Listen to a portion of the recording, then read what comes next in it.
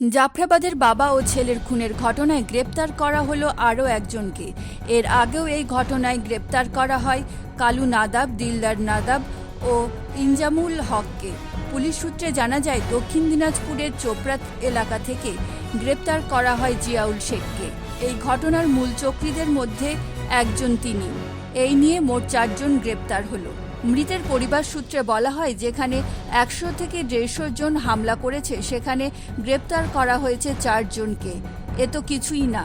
সূত্রের খবর, মুর্শিদাবাদের হিংসার ঘটনায় এখনো পর্যন্ত প্রায় 280 জনকে গ্রেপ্তার করা হয়েছে এবং 140টিরও বেশি এফআইআর করা হয়েছে। এখনো পর্যন্ত দেখা যাচ্ছে, যারা গ্রেপ্তার হয়েছে তারা প্রত্যেকে আশেপাশের গ্রামের বাসিন্দা। রাজ্যপাল সহ জাতীয় মহিলা কমিশনের সদস্যরা ও বিভিন্ন রাজনৈতিক দলের নেতা মন্ত্রীরা দেখা করেন মৃত হরগোবিন্দ দাস ও চন্দন দাসের পরিবারের সাথে। পাশে থাকার আশ্বাসও দেন। দাস পরিবারের জন্য 10 লক্ষ টাকা ক্ষতিপূরণের ঘোষণাও করেন মুখ্যমন্ত্রী। তবে ক্ষতিপূরণের টাকা নেবেন না বলে জানান। তাদের দাবি, গ্রামে স্থায়ী বিএসএফ ক্যাম্প করা হোক। জাফরাবাদে মার্ডার কেসে একজনকে অ্যারেস্ট করা হয়েছে। জিয়াউল হক বলে একজনকে অ্যারেস্ট করা হয়েছে চোপড়া থেকে। বাড়ি ফুলতলায়।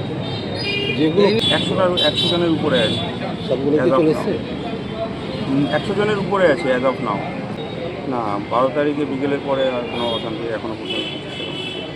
287 ছিল, আর আরও 2জনকে অ্যারেস্ট করা হয়েছে গতকাল। মার্ডার কেসে একটা বললাম, আর একজনকে অ্যারেস্ট করা হয়েছে। কতগুলো অভিযোগ হয়েছে? গতকাল 14টা কেস হয়েছে। মোট টোটাল কত? আগে ছিল 124 প্লাস 14। বাজারঘাট স্বাভাবিকভাবে খুলছে। আপনারা দেখছেন ট্রাফিক বেশ ট্রাফিক আছে টাউনে। লাইফ নর্মালি আপনি বলতে পারেন। জাফরাবাদের আশেপাশে আপনি দেখুন 3টে ক্যাম্প দেখতে পাবেন।